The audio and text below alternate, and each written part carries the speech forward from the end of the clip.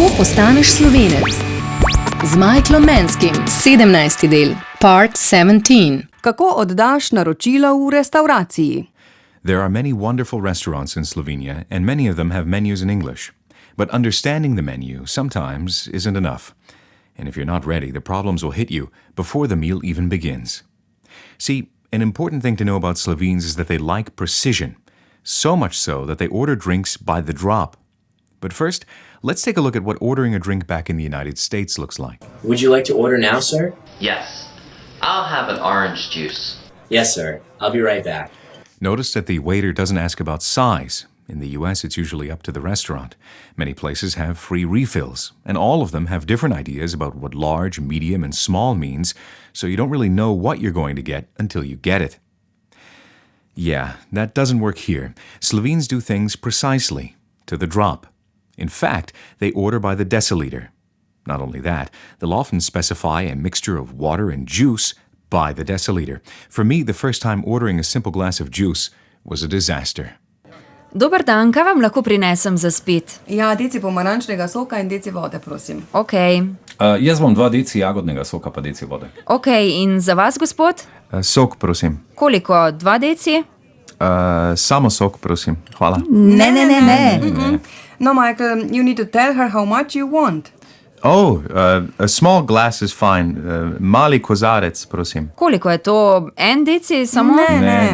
Ne. No, Michael, you need to say exactly how many. Čakaj, kako se to reče deciliter v angliščini? Mislim, da je dekaliter. Ne, desaliter. Pridem raje nazaj? Ne, to bomo zdaj rešili. Michael, how many deciliters of juice do you want? What's a deciliter? Točno. Američani nimajo metričnega sistema. Predamaj Američani. Kaj pa imajo? Kaj jaz vem? Nekaj brezveznega. Nehaj, no, on razume slovensko. Pridem nazaj? Samo malo. Michael, please tell us how many miles of juice do you want? What? Tanja, ni miles, nekaj drugega je. Gallons ali nekaj takega. Čakaj, bom pogledal na telefon. Jaz bi raje šel domov, sem že utrujen. Nič domov. Pivo naroči. Pridem nazaj? Samo malo, gospa. Michael, would you like a gallon of juice mixed with a gallon of water? No, that's way too much. Then how many gallons will you drink? Ne, Tanja, to ni to. Sem že našel. Poglej, 1 galona približno toliko kot 4 litre, pa to je preveč. Michael, would you like 1/16 of a gallon of juice? Pridem nazaj, ko se boste dogovorili? Zdaj smo. Mislim, da bo zdaj.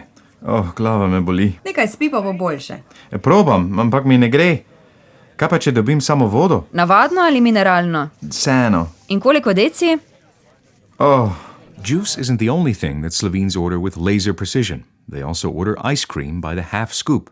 So they'll order ice cream by saying, Eno kepico, prosim, pol jagoda, pol kukis. And then get 2 half scoops. However, the half scoops are big as 1 scoop. So why not just call them scoops? I don't know. I guess it's because people don't want to feel guilty about eating 2 scoops of ice cream, so they just order 1 really big one. This desire for precision carries over to other places as well. In the US, no one ever asks for exact change when you pay for something. Here, it's pretty much universally expected. Someone will at least ask you for the exact amount of cents. So remember, when you're out shopping in Slovenia, expect precision and be prepared to be precise. How to become a Slovene with Michael Mansky.